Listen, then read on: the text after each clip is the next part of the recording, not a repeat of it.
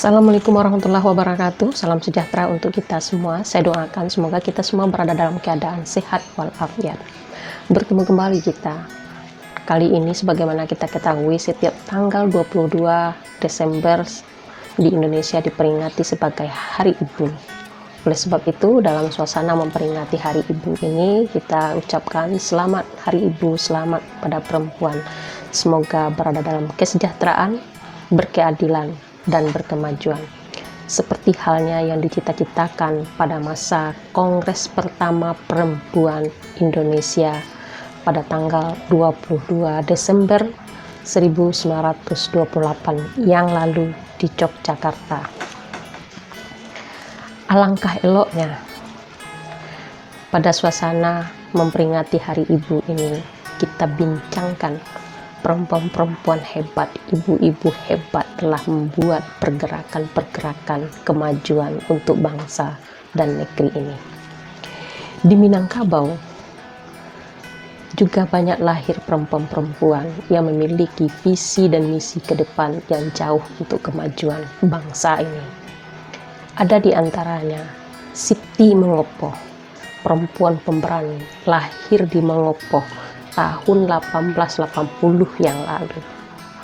Dia ada sangat terkenal dengan perempuan pemberani, anti terhadap kolonial, memimpin perang, mengerahkan massa untuk menentang kebijakan-kebijakan yang dilakukan oleh kolonial Belanda di Mangopo ketika itu. Oleh sebab itu tidak hayal terjadinya perang Mangopo pada tanggal 16 Juni 1908 yang lalu dipimpin oleh Siti Mengopo. Oleh sebab itu wajar dia dijuluki sebagai singa betina dari ranah Minang ini karena keberanian-keberanian yang dimilikinya untuk menentang pemerintahan dan kebijakan kolonial tersebut. Siti Mengopo meninggal pada tahun 1965 yang lalu. Sebelum meninggal, dia tentu menerima konsekuensi-konsekuensi yang diberikan oleh pemerintahan Belanda kepada dia. Dia pernah dipenjara, namun tidak gentar hatinya untuk melawan daripada kebijakan-kebijakan yang dilakukan oleh pemerintahan Belanda yang tidak adil dirasakan oleh masyarakat Mengopo. Itulah Siti Mengopo, keberaniannya luar biasa. Masyarakat Sumatera Barat Minangkabau ini mengabadikan dia dalam bentuk monumen Siti Mengopo yang bisa ditemukan di Mengopo, Kabupaten Agam, Sumatera Barat.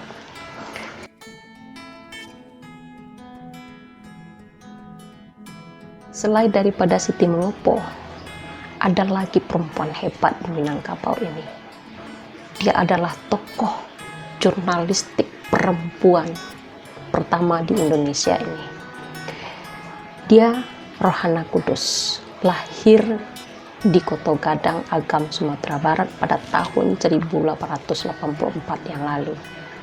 Aktif sangat menulis di berbagai media massa, kemudian mendirikan surat kabar perempuan bersama kawan-kawannya. Surat kabar itu bernama dengan Sunting Melayu, yang terbit antara tahun 1912 sampai 1921. Sunting Melayu inilah menjadi agen pembaharuan daripada perempuan dalam jurnalistik dan dalam berkemajuan, karena dalam surat kabar itu ditulis berbagai ide, gagasan para perempuan-perempuan untuk berkemajuan tersebut. Di samping aktif dalam dunia jurnalistik, Rohana Kudus juga sangat aktif bergerak dalam memajukan perempuan, terutama dalam memajukan perekonomian perempuan. Oleh sebab itu dia mendirikan sekolah formal untuk perempuan yang bergerak dalam bidang ekonomi, memberikan keterampilan-keterampilan kepada perempuan supaya perempuan bisa beraktivitas ekonomi untuk memberdayakan ekonomi keluarganya. Sekolah itu didirikannya pada tahun 1911 bersama kawan-kawan yang diberi nama dengan Kerajinan Amai Setia. Pada Kerajinan Amai Setia inilah perempuan diajarkan berbagai keterampilan dan semangat berwirausaha atau entrepreneur yang sangat langka ketika itu. Namun Rohana Kudus sudah melangkah untuk mengajarkan kepada perempuan semangat untuk berwirausaha dan entrepreneur itu. Karena dalam perspektif Rohana Kudus ketika itu, ketertinggalan perempuan dalam bidang ekonomi juga menyebabkan perempuan tidak mendapatkan kemajuan sebagaimana layaknya berkesejahteraan. Oleh sebab itulah Rohana Kudus mendirikan sekolah kerajinan Amai Setia tersebut. Pergerakan yang dilakukan oleh Rohana Kudus ini, maka wajarlah dia mendapatkan gelar kehormatan sebagai pahlawan nasional dari bangsa ini. Rohana Kudus menjadi perempuan kedua dari Minangkabau, Sumatera Barat mendapatkan gelar kehormatan itu setelah diperoleh oleh Rasuna Said. Itulah perempuan hebat kita yang kedua.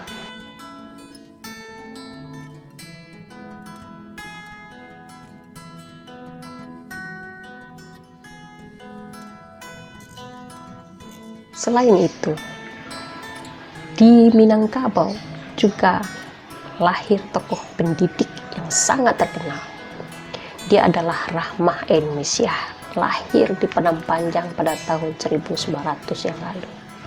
Dia merupakan pelopor daripada pendidikan perempuan di Minangkabau ini dengan mendirikan sekolah Diniah Putri pada tahun 1923. Karena dalam perspektifnya, ketertinggalan perempuan dalam bidang pendidikan ini adalah sebagai salah satu penyebab perempuan jauh dari perkemajuan itu.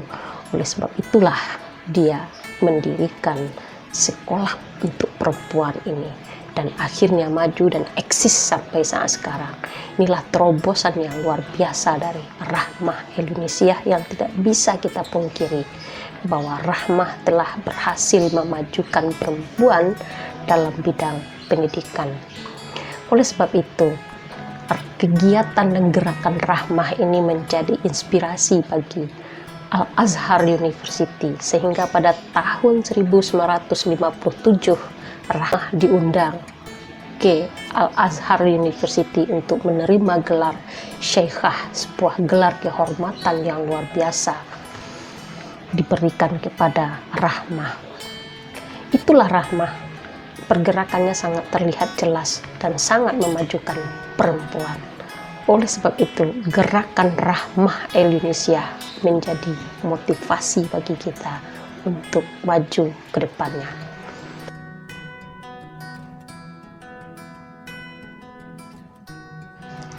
Selain daripada Rahmah Indonesia, di Minangkabau juga ada perempuan hebat lagi. Dia adalah Rasuna Said. Rasuna Said lahir di Maninjau pada tahun 1910 yang lalu. Dia aktif dalam dunia jurnalistik, menulis di berbagai media massa atau surat kabar. Bahkan dia pernah juga menjadi pimpinan redaksi dari sebuah majalah. Kemudian dalam bidang politik, dia mendirikan Persatuan Muslimin Indonesia. Nah, ketika pada Kongres Persatuan Muslimin Indonesia itu, dia berpidato, menyampaikan pidato politik, dan akibat dari pidato politiknya itu, dia ditangkap oleh pemerintahan Belanda, kemudian dipenjara 1 tahun 1 bulan di Semarang. Selain itu, dia juga merupakan tokoh pendidikan. Dia adalah guru. Dia adalah guru yang pernah mengajar seperti di Diniah Putri. Bahkan dia juga mengusulkan bahwa perempuan harus melek dengan politik. Untuk itu, pendidikan politik sudah harus diberikan kepada perempuan. Karena keterbelakangan perempuan dari pendidikan politik juga menyebabkan ketertinggalan perempuan dalam berbagai hal. Itulah perspektif dia. Kemudian Rasuna Said juga pernah menjadi Dewan Pertimbangan Agung, dan kemudian dia ini pada tahun 1974 dianugerahi gelar pahlawan nasional. Rasuna Said merupakan perempuan pertama dari Minangkabau yang mendapatkan gelar kehormatan sebagai pahlawan nasional itu, yang diperolehnya pada tahun 1974. Dia meninggal pada tahun 1965, dimakamkan di makam pahlawan Kalibata. Rasuna Said tidak kita ragui lagi, namanya dipakai untuk nama jalan yang ada di beberapa daerah dan bahkan di ibu kota sendiri.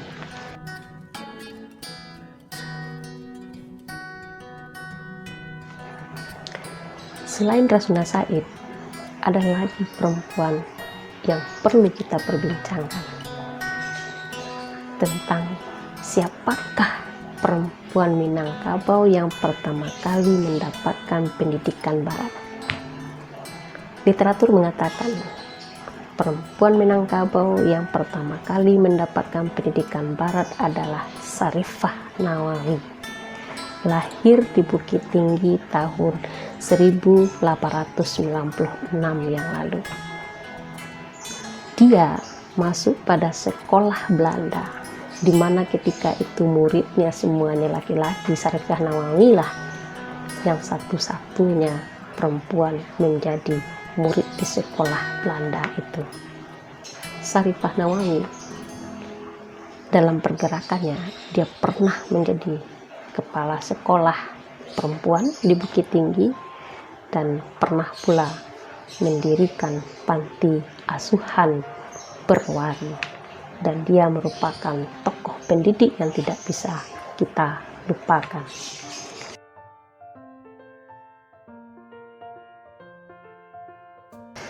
Selanjutnya ada lagi di Minangkabau lahir sastrawan atau novelis perempuan pertama di Indonesia. Dia adalah Sari Amin Ismail yang lahir di Talu, Pasaman pada tahun 1909 yang lalu. Dia menulis novel, judulnya adalah Kalau Tak Untung.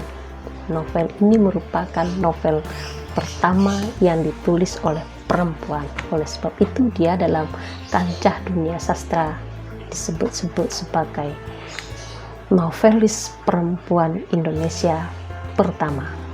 Selain itu, dia juga aktif dalam dunia pendidikan. Sari Amin mengajar pernah di Bengkulu, Aceh, di beberapa daerah di Riau.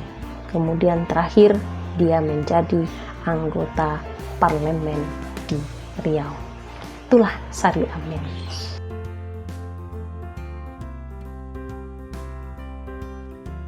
Selain daripada Sari Amin, kita lanjutkan, ada lagi tokoh perempuan yang bergerak dalam pendidikan dan politik. Dia adalah Samsiah Abbas, lahir di Bengkaweh, Bukit Tinggi pada tahun 1911 yang lalu, mendirikan sekolah.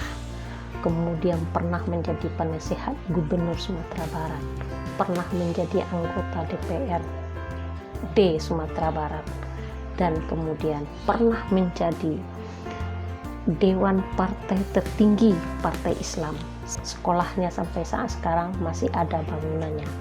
Dan kemudian dia kita kenal sebagai tokoh pendidikan.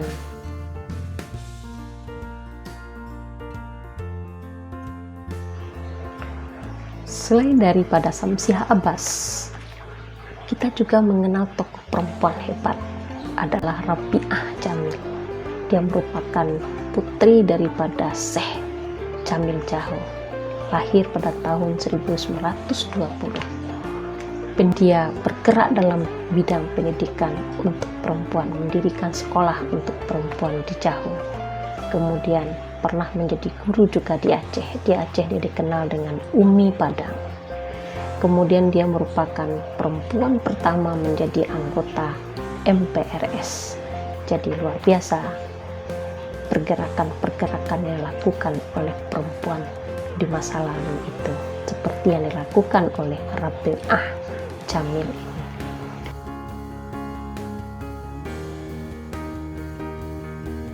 selanjutnya perempuan hebat dari Minangkabau adalah seorang akademik yang karyanya, tulisannya banyak sekali dirujuk dan relevan sampai saat sekarang, dijadikan referensi untuk memperkaya khasanah keintelektualan di negeri ini. Siapa lagi kalau bukan Profesor Dr. Zakiah Drajat. Dia lahir di Agam pada tahun 1929 yang lalu.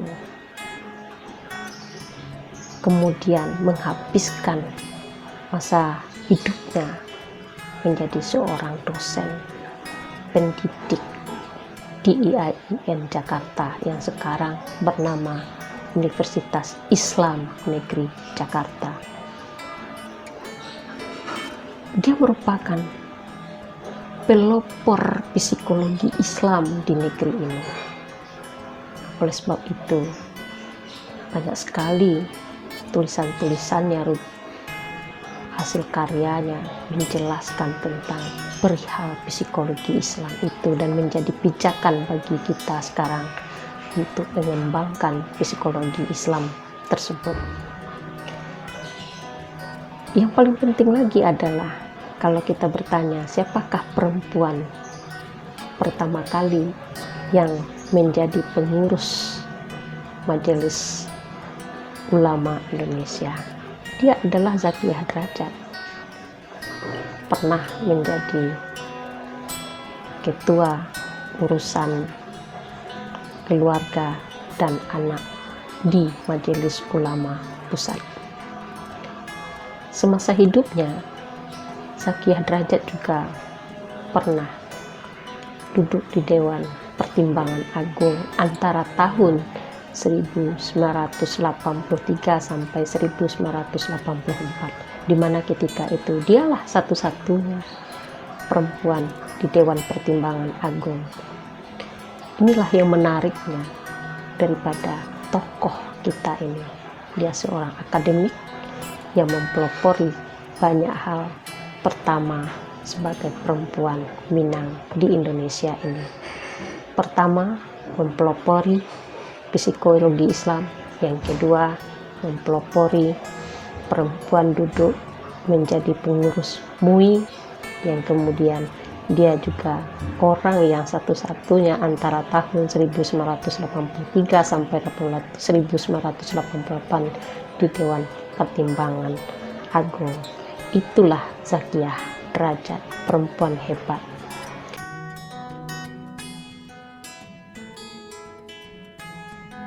Demikian saja, jika ada ini bermanfaat silahkan di like, di subscribe, dan di share. Jika ada bermanfaat silahkan lakukan itu. Assalamualaikum warahmatullahi wabarakatuh.